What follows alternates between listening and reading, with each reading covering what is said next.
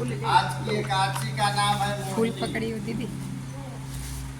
संयम और श्रद्धा की चर्चा को आगे बढ़ाते हुए धर्मराज युधिष्ठिर ने कहा, हे कृष्ण, वैशाख महीना के शुक्ल पक्ष की एकादशी का क्या नाम है तथा उसकी क्या कथा है, इस व्रत की क्या विधि है, सो सब विस्तार पूर्वक कहिए।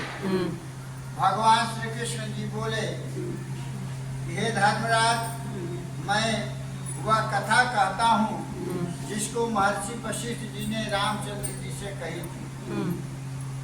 श्री रामचंद्र जी ने गुरु वशिष्ठ से पूछा, हे गुरुदेव, कृपया उस व्रत को बताएं जिससे समस्त पाप और दुख नाश हो जाते हैं। महर्षि वशिष्ठ जी बोले, हे राम, आपने बहुत सुंदर प्रश्न किया है। आपका यह प्रश्न लोकहित का है, संसार के हितों के लिए है। मैं आपको एकादशी व्रत का महत्व सुनाता हूँ। वैशाख महीना में शुक्ल पक्ष की एकादशी का नाम मोहिनी एकादशी है। इस एकादशी का व्रत करने से मनुष्य पापों से मुक्त हो जाता है। इस व्रत से संसारिक मोह ममता से छुटकारा मिलता है। अब मैं इससे संबंधित एक कथा सुनाता हूँ। सरस्वती नदी के किनारे भद्रावती नामक एक नगरी थी। वहाँ द्युतिमान नामक चंद्रवंशी राजा राज्य करता था। इस नगर में धनवान एवं पुण्यवान वैश्य रहता था। इनका नाम धनपाल था। यह धर्मात्मा वैश्य विष्णु भक्त था।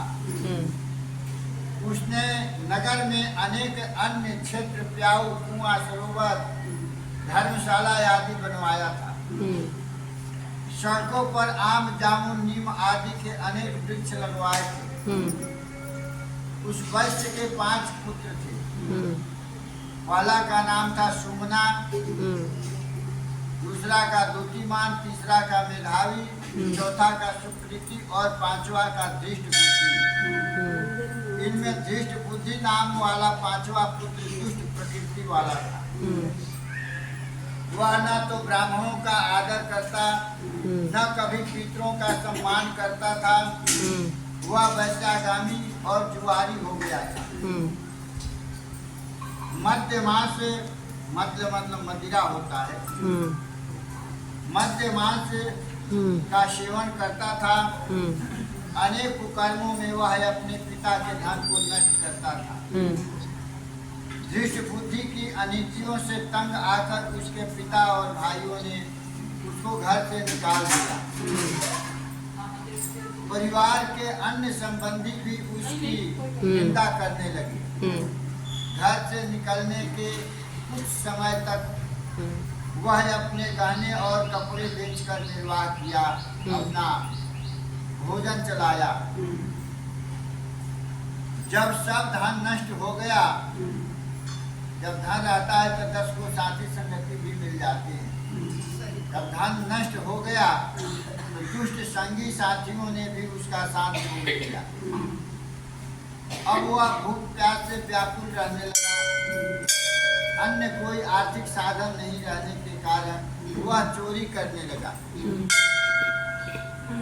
एक बार वह पकड़ा गया, परंतु राज्य कर्मचारियों ने उसको वैश्य का पुत्र जानकर, राजा का पुत्र जानकर छोड़ दिया। मगर जब दूसरी बार फिर पकड़ा गया, तब उन्होंने उसे राजा के सामने ले जाकर खड़ा कर दिया, उपस्थित कर दिया। राजा ने उसे कारागार में बंद करा दिया। कारागार में उसको दुख दिया गया।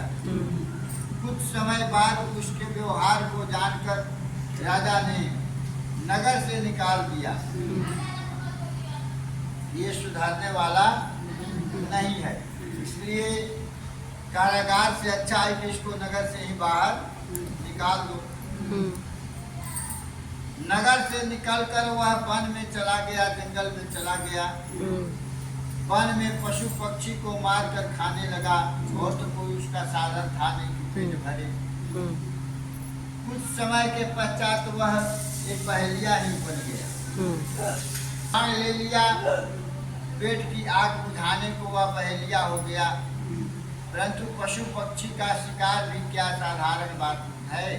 कई बार दिनों दिन तक शिकार ही नहीं मिलता है, भूखा रहना पड़ता। एक दिन वह भूख प्यास से दुखित होकर ऋषि कौंडिन्य के आश्रम पर पहुंचा। वैशाख का महीना था। कौंडिन्य ऋषि गंगा स्नान करके आ रहे थे। अचानक ऋषि ने अपने गीले वस्त्रों को झटकारा। कुछ जल जो था वस्त्रों का दृष्ट बुद्धि पर पड़ी। ऋषि की तपस्या और गंगा जल का स्पर्श पाकर दृष्ट बुद्धि कुछ संभल गया। उसको कुछ बुद्धि प्राप्त हुई। वह मुनि के सामने हाथ जोड़कर कहने लगा, हे मुने, मैंने अपने जीवन में बहुत पाप किए हैं। आप उन पापों से छूटने का कोई ऐसा साधारण सा उपाय बताइए जिसमें अधिक परिश्रम ना लगे, धन भी ना लगे। ऐसे 3 वचन सुनकर ऋषि ने कहा, तुम वैशाख महीना के शुक्ल पक्ष की एकादशी का व्रत करो। उसका नाम मोहिनी है और इससे तुम्हारे सभी पाप नष्ट हो जाएंगे।